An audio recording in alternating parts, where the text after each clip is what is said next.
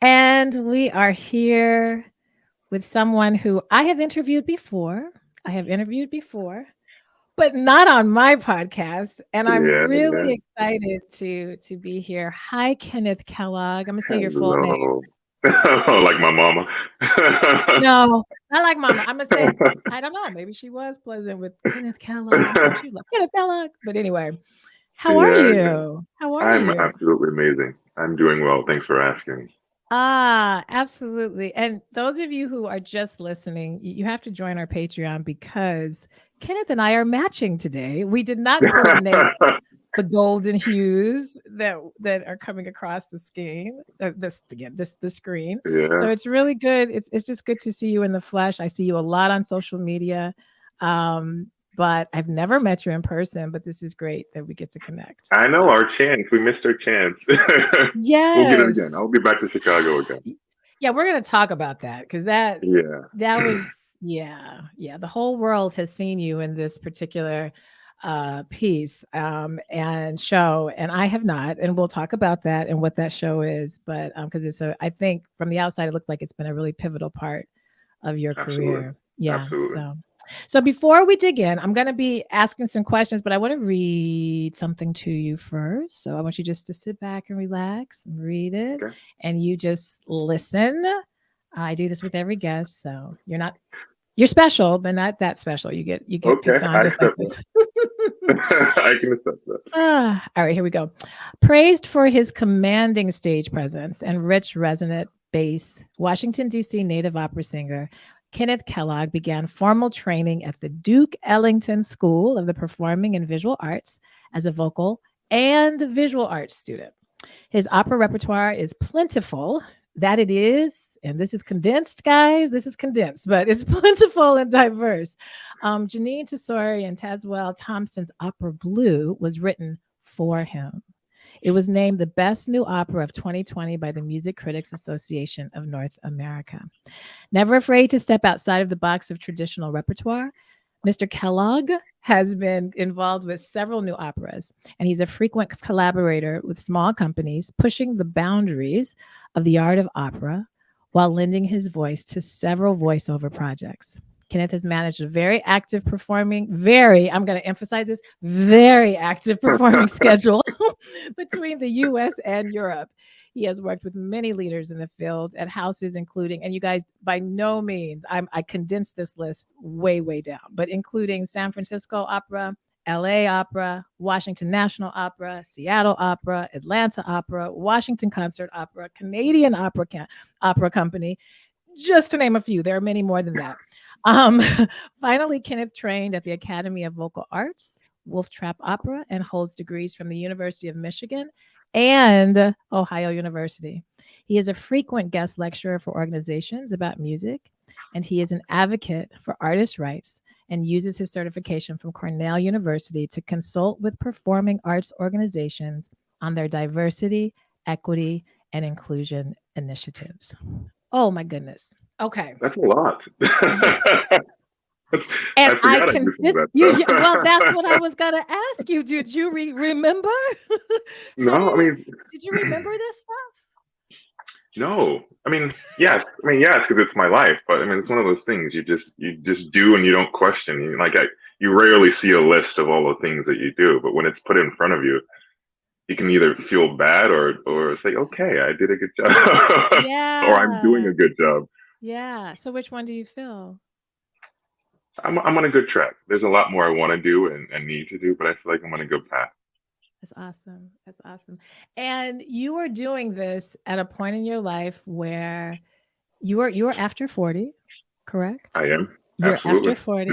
And this is why we do this podcast because, and you're a part of our Art Voices Matter series, which means we're highlighting artists.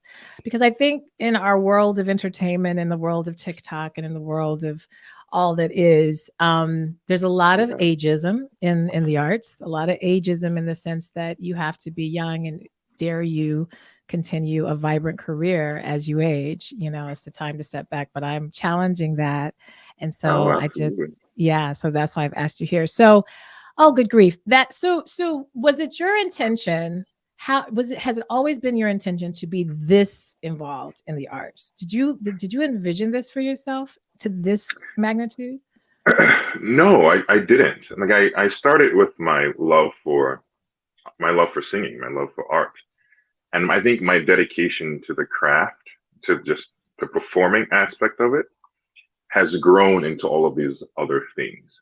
Mm, Um, so I didn't seek these things out, but on my path in music, these things came to me, and I found room in my life for them and took them on because it's as much a part of the art form of opera mm, as singing is. I mean, it's my yeah. contribution to the field.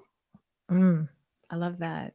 And so that sounds very audacious and in a good way. I love the word audacious. Like the word Yeah, audacity absolutely. is a really I think it's a powerful word.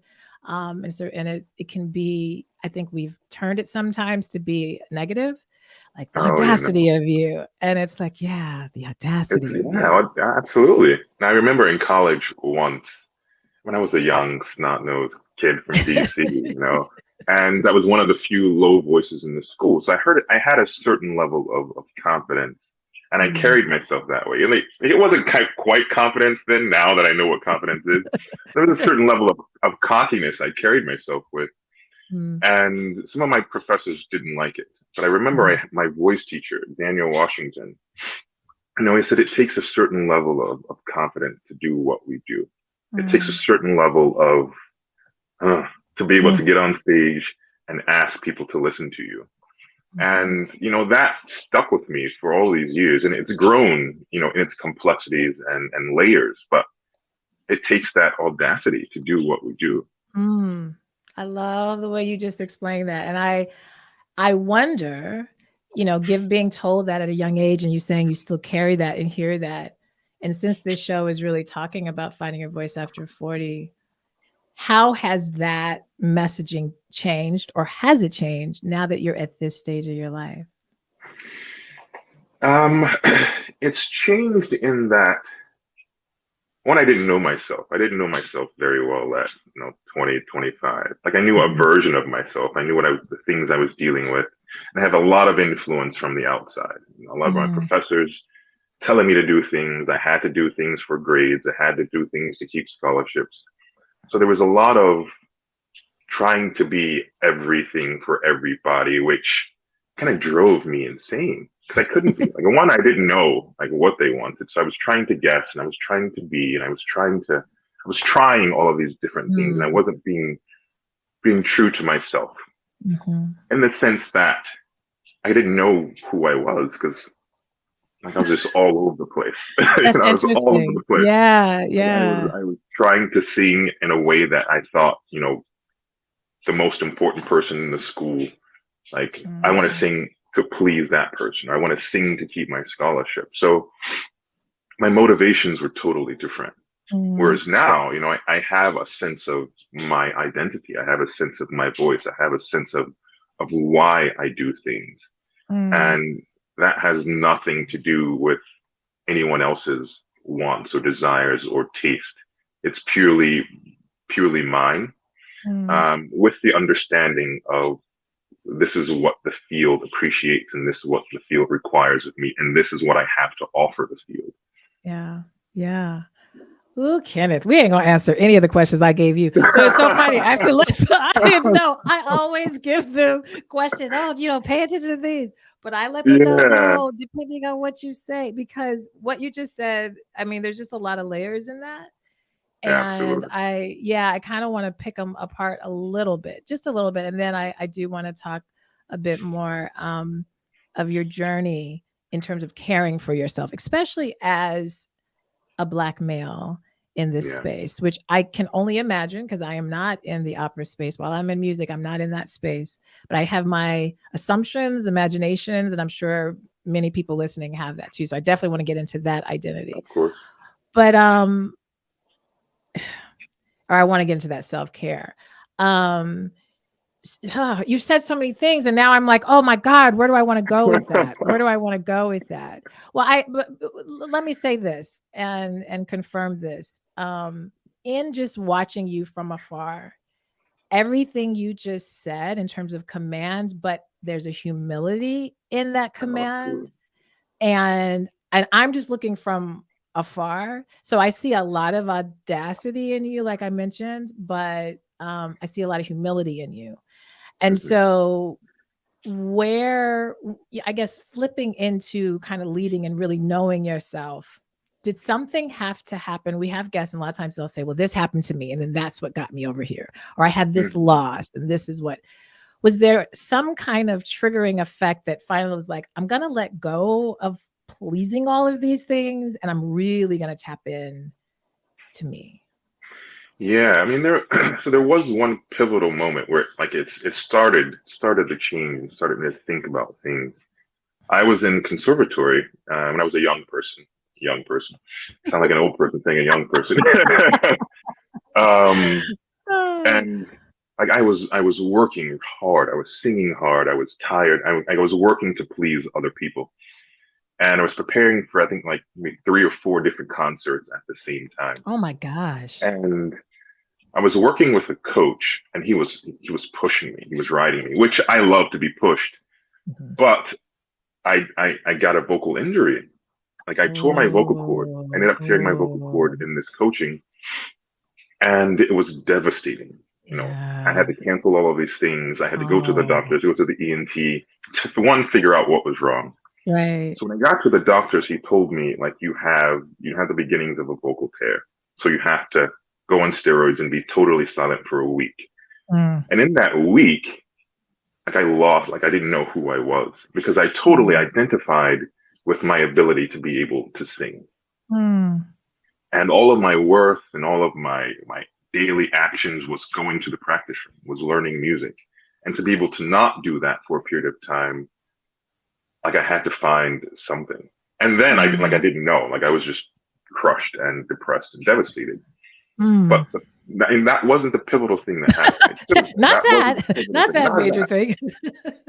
But in that state of not knowing who I was and not knowing what to do, like I went to the conservatory just to be around music because that's where I felt most welcome and I felt the most purpose.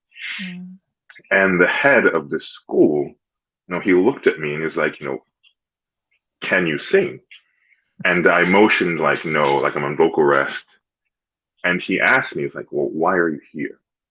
And for me, that let me know that like no one cares. No one cares in the sense that because I couldn't sing, like I wasn't even worth being in the building. Wow. And that crushed me as a young person. But it also told me that, like, why am I breaking my back to please? I mean, it came through him, but he was like, it was everyone. Like I was doing this for everyone. He just happened to be that vehicle to teach me this lesson. Yeah. And once I realized like it doesn't matter. Like people only care about what I can produce for them. So then from that moment on, I started singing for myself. If I didn't like something, I would be like, I don't like this, or this doesn't feel good to my soul, or this doesn't okay, like I'm not going to do it anymore, And another thing that I mean, I forget where I got it or how I got it, and I think it came through several entities throughout my life, is that there are no rules. Like, there really are no rules. Like I can do whatever I want to do, and there's very little that's going to stop me. If you really think about it, like we stop ourselves. I mean, that's only we stop ourselves, and this perception that I can't do this thing because this is going to happen, or that's going to happen. Like I can't do this because something bad is going to happen. And it's just simply not true. I mean, there are consequences for actions. Right. As long as my intentions are pure, as long as my goals are pure to who I am, I can deal with whatever consequences come from those actions that I put forth. Absolutely. Listen. Okay, I promise we're going to ask a question that I wrote. Thank you for that, because that what you're saying as far because there's all these illusions and stories and make beliefs that we have going on in our brain Oh, absolutely. and informing our decisions and our actions that have nothing to do Yeah. with Yeah. the realities that and the opportunities that can exist. Hmm. That's like the gift of being a human being.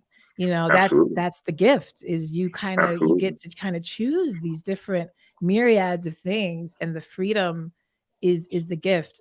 But like you said, you know, we get caught up in these ideas of rules, and we take our injuries from the past and the things that Yeah. conditioned us and make them our present rules. Absolutely. Yeah. Mm.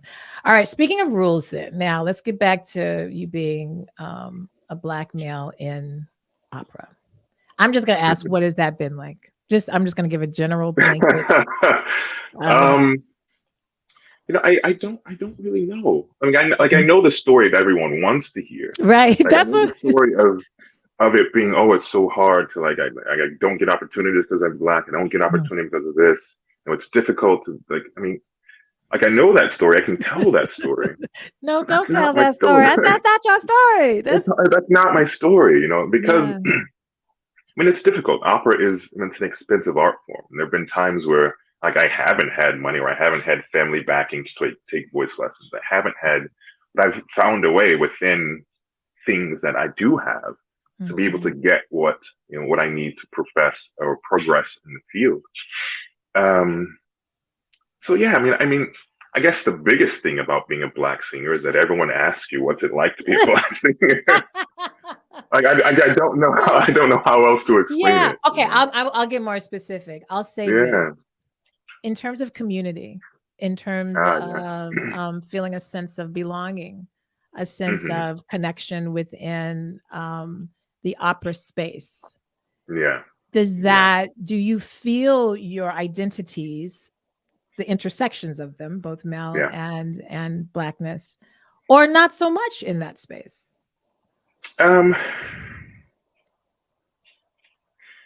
Or I mean, was there ever a time, maybe not now, but yeah. has, Yeah. yeah. Yeah. I mean, it's hard to say. I mean, no. I mean, I think the Mhm, biggest thing for me is when it comes to repertoire and stories that we tell through opera. That's mhm. where the biggest disparity comes in for me. There are not a lot Gotcha. of operas about Black people. So I Yeah, yeah, often feel like a guest in this art form. Like I'm gotcha. having to guess what it's like to be a white king in the 18th century. Like Mm, I'm having to put myself in those situations. mhm. As far as, getting opportunity, I mean, I fight for everything. I go after everything that I feel like I one, I can accomplish. Two, Mhm, I have the ability to be good at. mhm. Now, maybe I mean I'm sure there are people who are racist in the field. I'm sure Right. I don't get opportunity because of the color of my skin. I mean, there are Mhm. definitely things in the field that you can't hire a Black lead with a white soprano. Just Right. like, there's those Yeah, things that exist. yeah. But is that my problem? Like, Right. it's not my problem. I can do what I can to change that. I can help change that impression through my dedication to the craft, through rising up to the ranks and coming to a position of being able to say, okay, this is wrong. It's time to change it. I have the power to do that. Mhm.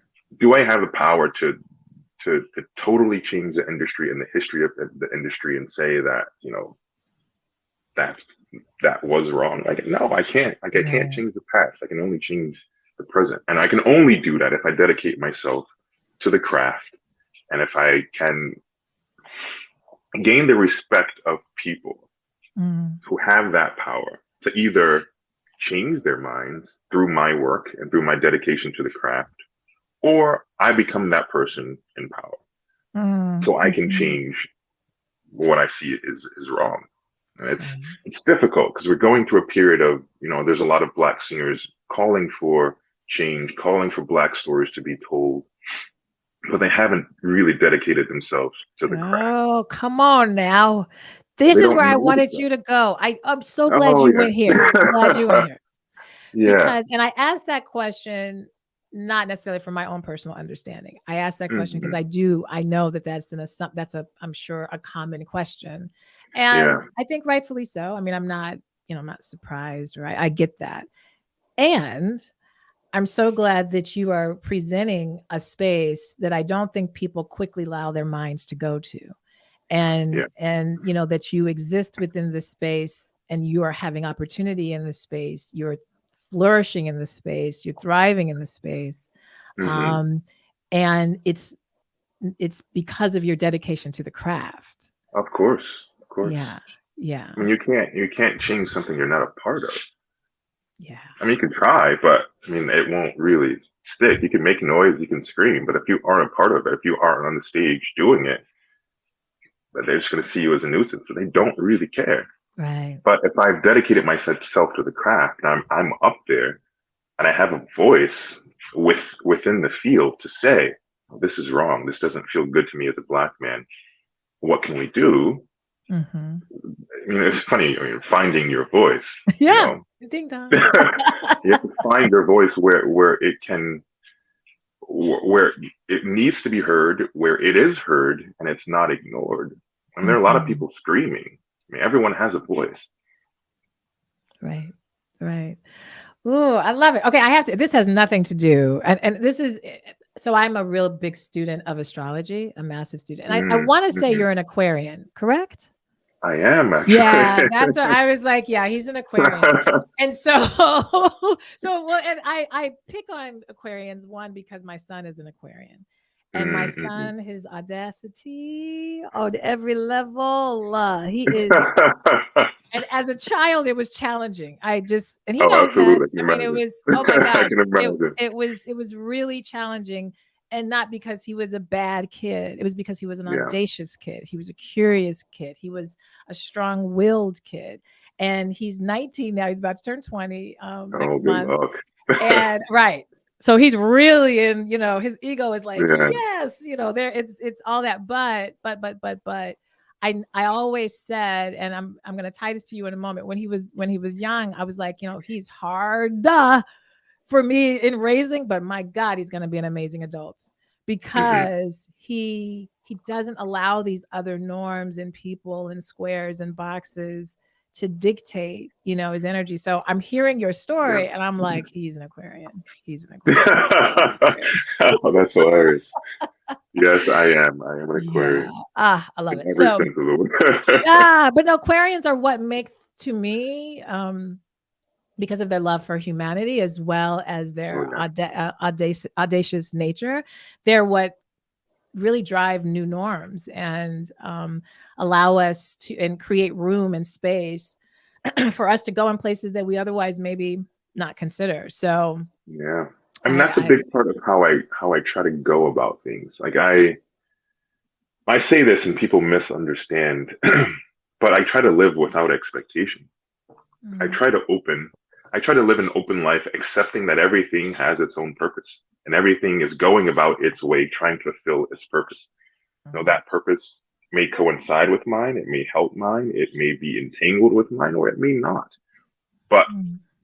I don't try to control anyone or anything, and I fully accept and respect that that's your purpose in life.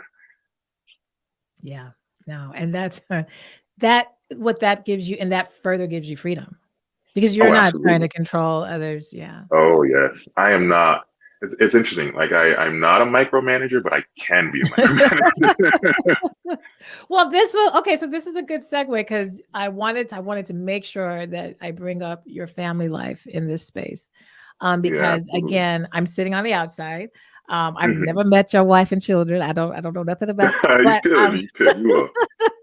but I'm sitting on the outside and I'm seeing, and I think probably one of the first things that I picked up on was your connection to your son, and this was before your daughter was born. And Hmm. so when you talk about micromanaging and not having control or these things, how has parenting as an artist, how has managing these potentially very different parts of yourself, how has Yeah. that been for you? Um, it's it's interesting. I think being a parent has made me a better artist, and it's made me more of an advocate for just my son, and my kids now. So I'm a big believer in that. A parent is the window to the world for their kid. So what I do out in the world as an artist, what I do out in the world as a man, as a Black man, as a human, will directly affect how the world ends up being for my son. Often, for a large part of his life, he will travel in the circles that I've created for him, Right. until he then discovers his own circles, and the world widens from his own perspective. But the world that I set and the world that I create for him in my actions right now will be his existence for the next, until he's 18, at least, hopefully 18. He's gonna be around for 18. I don't know what magical number they came up with now, but 18, anyway. But I'm very aware of like, I'm literally creating his world through my actions. Their world, I'm creating their world through my actions now. Yeah. And I want it to be a certain way. I want them to feel safe. I want them to feel protected. I want them to feel open. I want them to feel all of these things. So even when I talk to them now, like, they get a pep talk every morning. Like, you're smart, you're brave, the world is yours, you can do this, you can do that. Like, I want them to have that energy when they go into the world. And being a singer, I'm blessed to be able to travel all over the world singing. And it's of the utmost importance to me that they travel as well. So to hear my son, begging to go back to Poland, it's like, all right. Like, kid, you just turned 8 years old. Like, you want to go back to Poland? Back, okay. right. Like, dad's doing something right, Yeah, Dad's and we doing just spent some time in Amsterdam, So as far as being aware of creating their world and their experience for them, it's really important. And it's made me more dedicated to the art form, because this is what allows me to create that world for them. Very powerful. Yeah, raising children has so many levels to it. And, I love that you're saying that, you're creating the world that they're stepping into. And I think so often people feel like they just, again, this control thing. Oh, I'm so afraid of this world for my children. It's like, well, then go in the world and do be something. The world, do something about it. that you want for And your children. recognizing that power and that influence that you have in the world. Again, back to that thing that there are no rules. Right. You can make up your own rules within the realm. Absolutely. Yeah, I try to write them. Yeah. And see, I think that people, and I hope people who are listening really listen to this. I know most of our audience is over 40, but actually when I'm looking at my analytics, we got even all the way down to 17 and 18. So that's really cool. But I think we get so afraid of the world out there, but understand that your kid's world inside your home, that pep talk every morning, that's the world for them. It is. That's the world for them. And so the more safe you can make your home environment, the more their voice can be heard, and can be seen. And even those of us who are raising Aquarian children who are audacious and have a lot of, I know it's love. It's all love. It's all love. That's the first world. And so, and trusting that. So, all right. We're going to ask just a couple more questions. I could go on and on, but me too. We're on a time limit.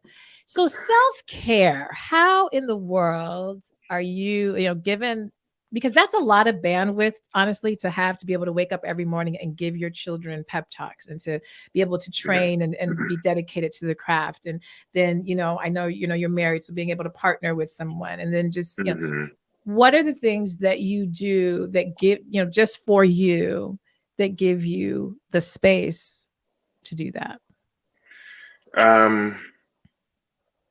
I don't know, really. I don't think I do. I think understanding my responsibility to my kids and to my wife and to the world and to music just allows me to make more space. It allows me to make more space for things. I think often when I'm most tired or most run down, I've lost the sense of why I'm doing what I'm doing. Mm. And when I'm really clear about that, even with disciplining my kids or how I talk to them, when I'm really clear about why I'm doing and what results I want from what I'm doing, energy seems boundless. Mm. And I often, once the day is done, I often find myself like just crashed on the on the couch at night. Yeah, Um, yeah, it's, yeah. it's odd. I don't feel like, I've learned from colleagues like Ken, like you need to take care, but because I love what I Uh-oh. do, because I Uh-oh. love, Uh-oh. I You have know. friends telling you, all right, so we're gonna, okay. But that's because they do the thing like mani pedi. I was like, what? I've never had a mani pedi, And but see, yeah, yeah, it's that that's self care. I parent. mean, I often like so I'll go to the gym and I often do those things to get me in line with mentally with what I have to tackle the day. Right. So I always try to prepare my day mentally before I go at it physically. And that's And self-care. I mean, that's I self think for me. that's, That's self yeah, care. For me, that is absolutely. self care. I'll Yeah. go to the gym. Like I work out damn near every day. Hmm. Um, I eat well. Yeah. I love hard and I love my kids. Yeah. I love my wife. I Yeah. love my craft. um, and in that love, it rarely feels like I need self care because I've built this life that is full. It's full. There's nothing that I do in life that I feel like I need a break from. Yeah. Well, okay, so oh my God, Kenneth, we're running low on our time. I'm looking at the clock. I'm like, it cannot be that we have been talking for 10 minutes. It does. Sorry. Because I think we have to stop thinking that self-care means the outlet. Oh, absolutely. Yeah, Self-care is it's what you just said. It's actually the day-to-day. How are you what is the life you're creating absolutely. so that you don't have to escape from your life? Can we Absolutely. create the life that we actually desire so that when we quote unquote escape, it's just a pleasure space? It's Yeah, not now to go take care of myself. It's right. no, these actions, me being authentic, me being true to my values, these this truth is my care for myself. Yeah. I I mean, think. that's not to say I don't get frustrated. That's not to say I don't get angry. Like I get all of those things. But Mhm. when I do get to that point, I realize that I'm trying to control something that's not mine. Mm. I'm trying to do something that's not good for me. And that's when I start to get frustrated. And that's when I remind myself, it's like, okay, like take the space, allow these things to be what they are because I can't control them. Mhm. And that's where I Mhm. find peace, allowing things to be and respecting things as they are. Yeah. All right, y'all. I know y'all are like, okay, how can we get to hear Kenneth's music? Where do we follow him? I'm going to share all that in a moment because you're very interesting, and I think that you brought up some really, really strong food for thought of how people can look at managing self care, managing self goals, managing, just a lot of things. So I really appreciate that, but we don't have that much more time. So these are my Okay. last couple questions. We have to bring up the show Blue. Okay. Yes. Yeah. Oh Yeah. my gosh. And you maybe just give a brief kind of so people have a context of Blue Of and course. just how has that experience influenced you? So Blue is an opera that Janine Tesori and Tazewell Thompson wrote. It's about a black man who is a police officer, and he and his wife, middle class, they live in Harlem. They just had a baby, and the wife is terrified of raising a black boy in America, and the father is over the moon because it's like he was afraid to have a son, but Mm, raising a son is the thing that he wants.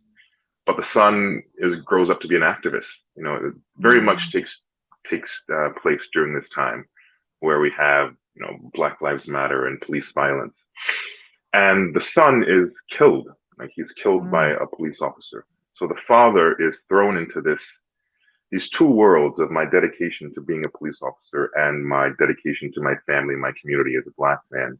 mm, And it's an opera about how the community and this family comes together to heal or not heal, for Mm, that matter. mhm. And it's a powerful piece. I mean, it premiered back in 2019, I want to say. Yeah, I yeah. think we've performed it maybe 6 times now. Mhm. Because you We had just to stop during the whole pandemic, Yeah, we had to stop. We had to stop during the which pandemic, is why which is I where we missed met it. in Chicago.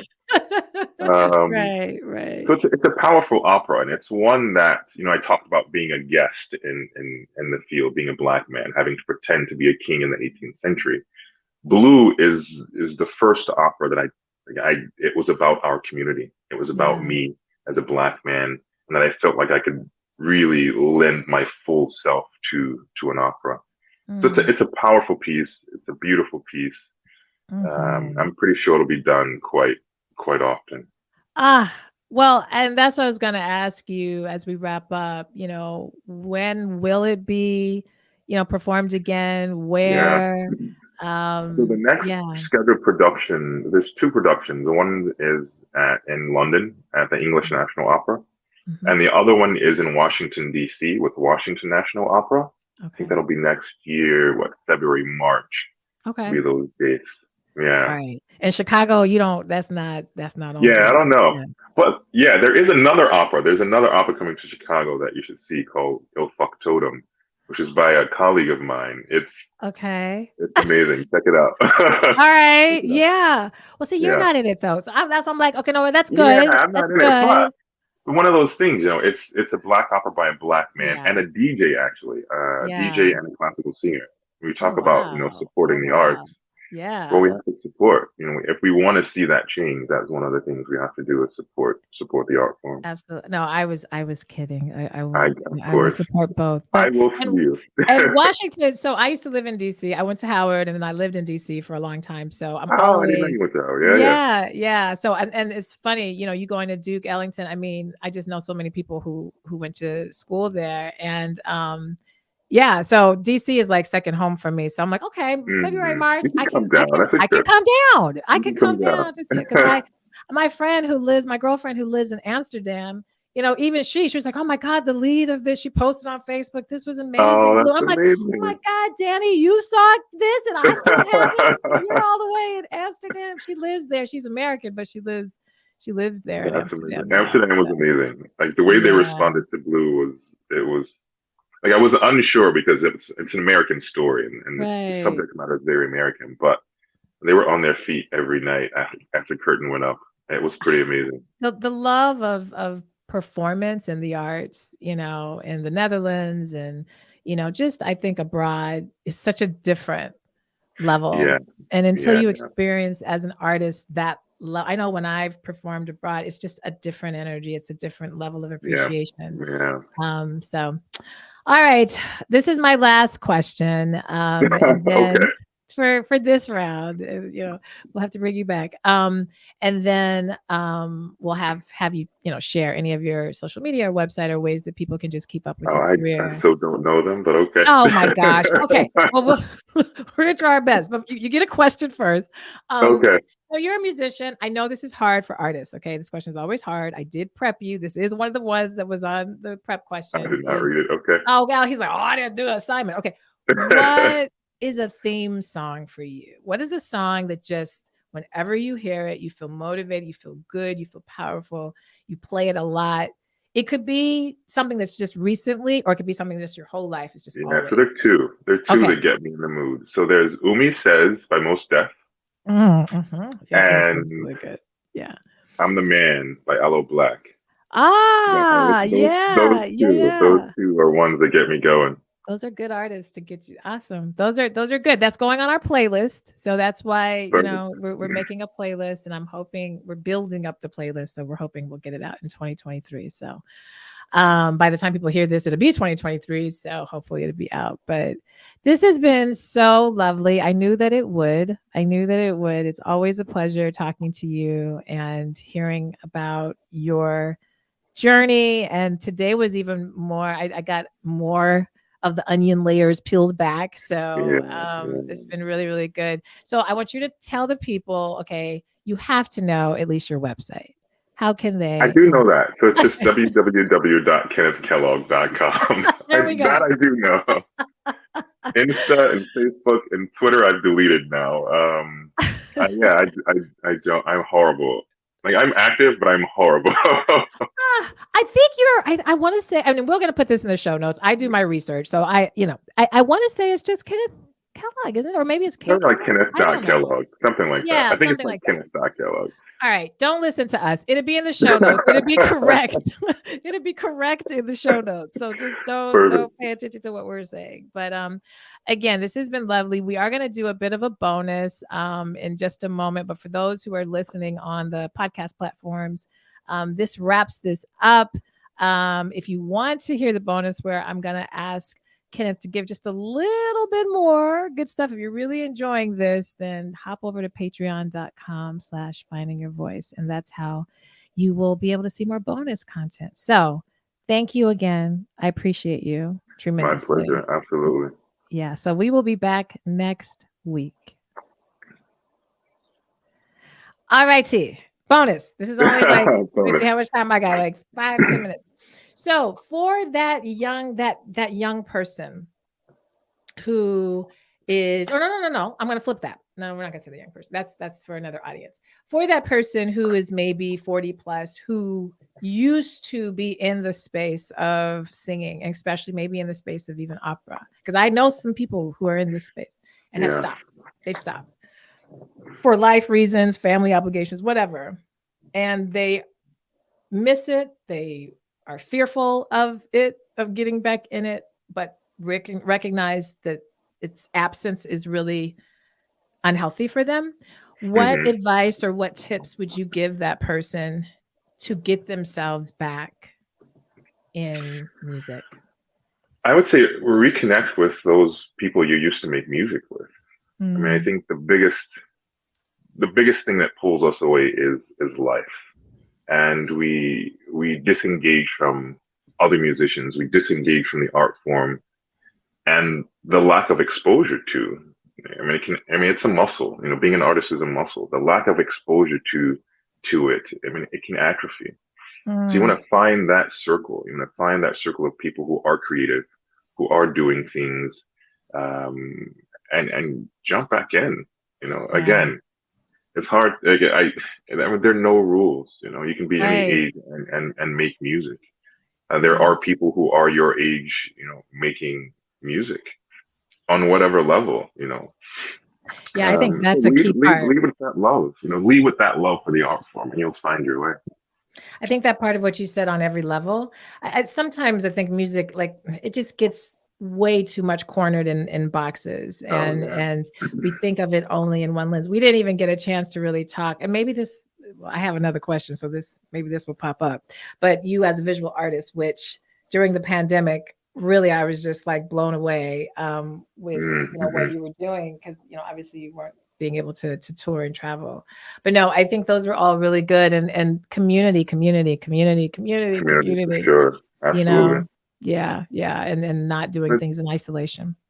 Now I was thinking about just the title of your piece, Finding Your Voice. You know, we all have a voice, but it reminds me of that question, you know, does it if a tree falls in the forest, does it make a sound? You know, like, you have to have community. Like, you have to have someone to listen to you. You have to have something to say, to realize what's needed of your voice.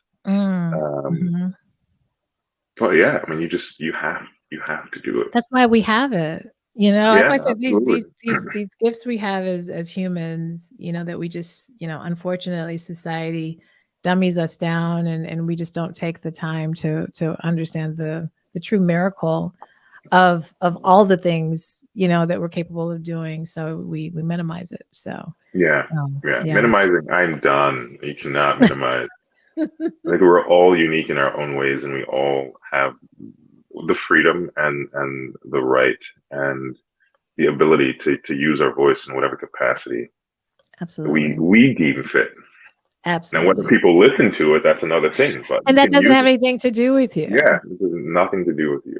No, it doesn't. So awesome. All right, this is my last question of our bonus, and I'm gonna let you go. What did I not ask you that you wish I would have asked? Or what's just something you want people to know about you? That's a hard question. Oddly enough, that's a hard question. Um, yeah, that is nothing really. Yeah. I mean, it's, Good. and I think it. I mean, that falls in line with that. It is what it is. Like, if there's nothing else I need to say, you have everything. Yeah. There's nothing I need to give you. Yeah. Yeah. Okay. Well, I will take it. I always ask that question because sometimes I know I've been in interviews sometimes and it's like, I didn't get to talk about, but I wanted them Yeah, to yeah. know. I don't know. So that's why I always ask that question. But I mean, well, it's a great question, and I think it's great for people who have their agenda and have, they have their story and they have, like, they want to talk more, but yeah, I don't need to say more that's already been said, you I love know. it. I will take it. No, I love it. And I think having a respect for sometimes it's funny you say finding your voice, but also having respect for, allowing people to use their voice how they want to use their Absolutely, voice. absolutely. And that can be challenging sometimes for people to allow people's own process. And, so Yeah, it's challenging when you want things to go a certain way. yeah. Absolutely. Yes, absolutely. Well, this has been awesome. I just appreciate you, and I'm sending you just a lot of what's the word I want to say? I think when you are doing big things in your life and you're doing it for, and you're doing it within community and for family and, all of those things, it's just really important to give you your flowers and not just on the stage because, as artists, that's where, so much of the flowers giving is, just on the stage, but then behind the Yeah, quiet doors, yeah, it can feel a little like, okay, so now what, and so I yeah. just always with artists want to behind the scenes say, I see you, I support you, any way that I can push, other people to get to know your music or just push you or support you without anybody else knowing, I'm all about that. So I just want to give you that. Thank you. I And appreciate that. you're welcome and appreciate you taking the time because I know it's My like when we pleasure. My recording it, and you're pleasure. like, I'm gonna be in Amsterdam, I'm gonna be, and this is like, all right, just whenever you can come. All right. We made it work. We did. We did. So it's awesome. So, all right, those watching, we're gonna end the recording. Don't leave yet. Kenneth, I'm gonna give you 1 second longer than when we Absolutely. stopped the recording, but we'll be back next week with another guest. So we'll see you guys. Take care.